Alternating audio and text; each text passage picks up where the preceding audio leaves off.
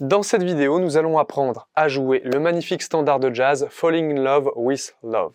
Alors, il est de Frank Sinatra, si je ne m'abuse. Ce morceau, eh bien, il est simple pour un standard de jazz. Alors, on va apprendre à jouer, comme d'habitude, les accords à la main droite. C'est un peu plus simple pour les débutants. Si vous voulez aller plus loin, eh bien, sachez qu'il y a ma classe de piano en ligne. Dans ma classe de piano en ligne, il y a des logiciels de défilement aléatoire pour avoir tous les automatismes pour plaquer ces accords complexes de jazz, des logiciels, des formations pour apprendre à improviser, à s'accompagner en chantant, à travailler son oreille relative avec les degrés et les intervalles, et bien sûr des cours individualisés en visio avec moi.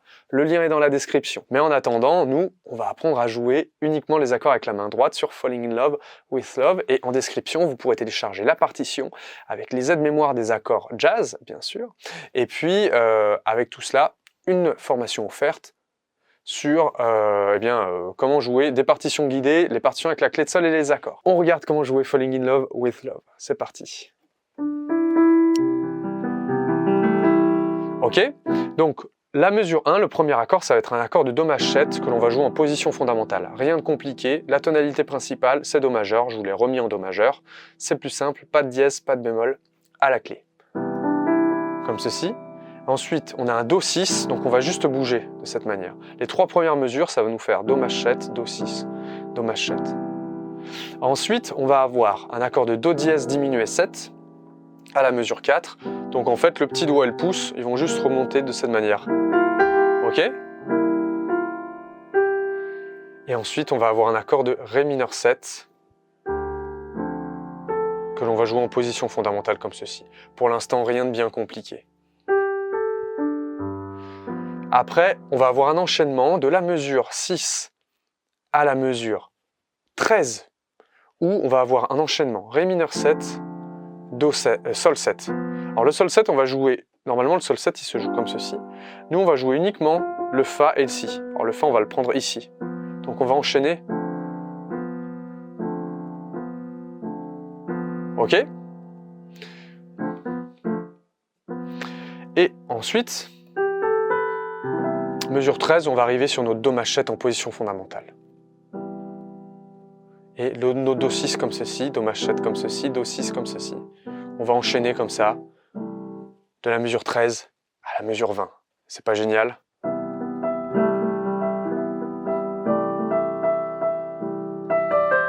Et après, on va avoir mesure 21.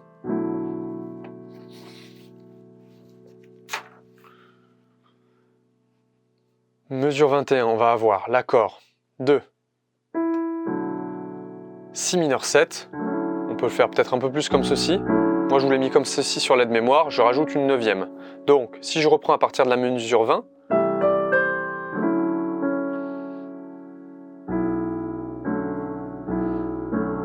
ça donne un accord de Si mineur 7, 9 avec une quarte. C'est pas trop mal, hein ?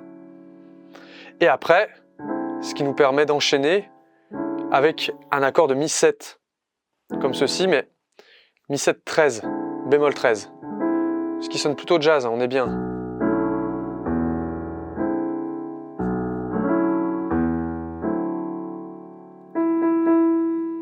Voilà, et on va enchaîner de cette manière jusqu'à la... Hop, jusqu'à la mesure 25 avec un accord de La mineur. Accord de La mineur que je vais faire en cluster, comme ceci, un troisième renversement avec neuvième. Cette position.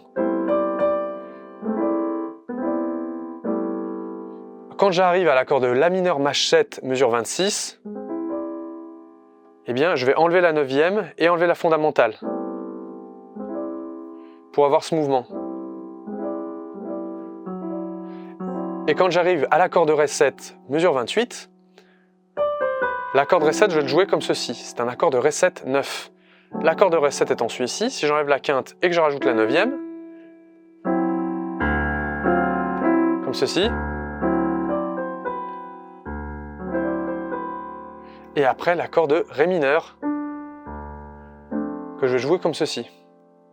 Ré mineur 7, je vais donc uniquement jouer le Fa, le La et le Do, pour après tomber naturellement sur l'accord de Sol 7. Ok ?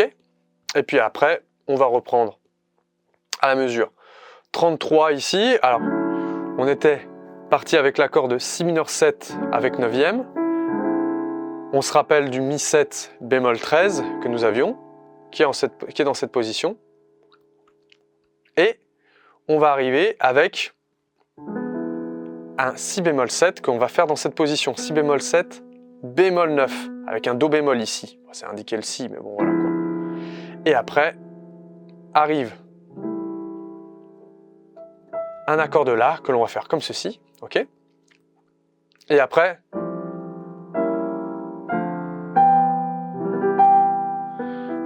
on va enchaîner le la 7 bémol 9 comme ceci, le ré mineur 7 comme ceci, le sol 7 comme ceci, et après, on tombe sur le do maj 7, ok? Alors maintenant, on va passer à l'analyse du standard. Vous allez voir, c'est pas très compliqué. Nous avons donc une gamme de do majeur qui va être utilisée en tonalité principale. Le premier accord étant un do maj 7, ça va être le premier degré. Le do 6, c'est de la même nature qu'un accord do maj 7, ça a la même fonction. Donc on va être premier degré sur la première mesure, premier degré sur la deuxième, premier degré sur la troisième, puis après on a ce do dièse diminué 7. Alors en réalité, présentement, on va être sur un la 7 bémol 9 camouflé, ok? La 7 bémol 9, et si je le renverse, comme ceci, la 7 bémol 9 camouflé. Après, j'arrive sur un ré mineur 7. Donc en fait, ce do dièse diminué 7, c'est une dominante secondaire de l'accord de ré mineur 7. Voilà, il y a ma vidéo sur la dominante secondaire qui va s'afficher dans le coin de l'écran. Mais voilà, il est déguisé, et après, ré mineur 7, donc deuxième degré, comme ceci, ok? Et ré mineur 7, deuxième degré. Sol 7, cinquième degré de la gamme. Et puis après, on va jongler de la mesure 5 à la mesure 12 entre l'accord de ré mineur et l'accord de sol 7.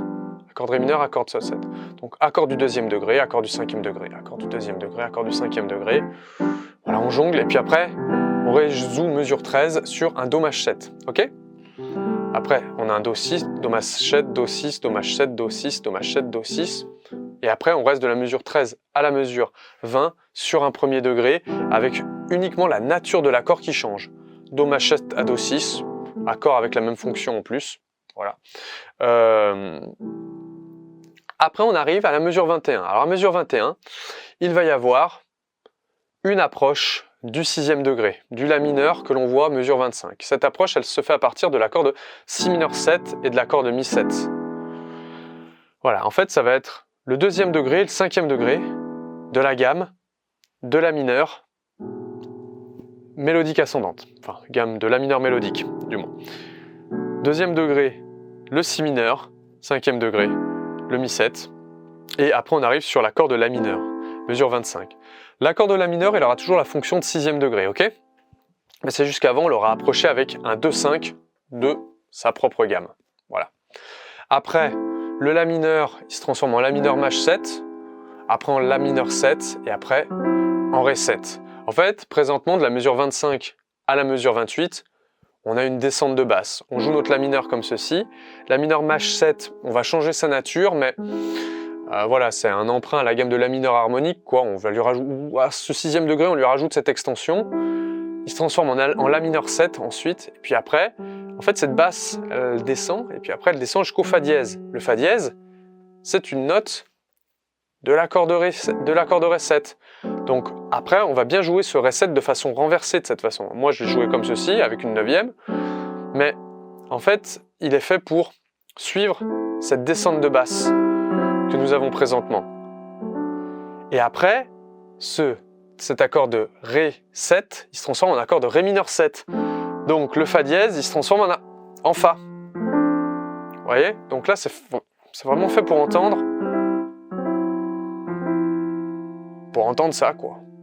Et après, sol 7, il y a juste à bouger le petit doigt. Mesure 30 avec le sol 7, et on a ça, quoi. C'est cool quand même.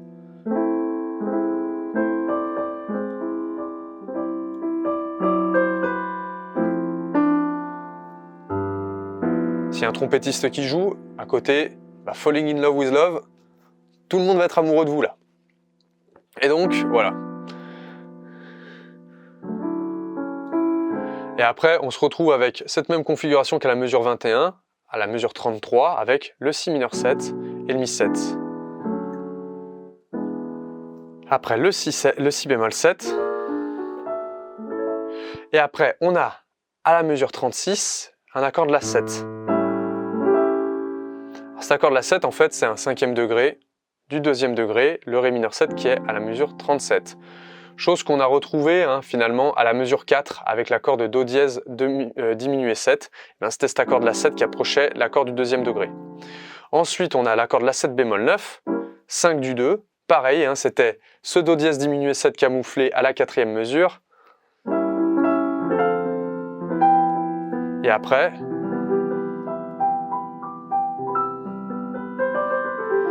un Do maj 7 pour conclure. Alors c'est mieux de conclure en réalité sur un Do 6. Il a expliqué, Étienne Guéraud, dans une de ses vidéos sur les résolutions de l'accord maj 7, que c'était pas ce qui va être plus judicieux de résoudre sur un accord maj 7. Bon, là, c'était ce qui avait marqué dans le bouquin qui a été édité, le Readbook édition 6. Mais eux, ils ont mis Do maj 7. Mais j'aurais mieux fait de mettre un Do 6. En tout cas, si c'est la dernière mesure, qu'il n'y a pas de reprise, que vous ne faites pas de reprise, faites un Do 6. Pourquoi ? Parce que, eh bien, si vous faites une septième majeure, cette septième, elle est quand même attirée par le centre de gravité qui est Do, puisqu'elle est collée au Do. Voyez ? Et en plus, ça a tendance à s'attirer encore plus en montant qu'en descendant. Donc il y a cette notion de tension avec cette sensible là, cette note. Donc si c'est un Do 6, le Do 6 il est coincé entre deux touches noires. C'est un peu plus conclusif. Voilà. Petite info pour ceux qui ont eu le courage de rester jusqu'au bout de cette analyse. J'espère que cette vidéo vous aura plu. Si vous voulez d'autres tutoriels de ce genre, n'hésitez pas à cliquer ici. Puis moi je vous dis à bientôt pour une autre vidéo. Salut à tous!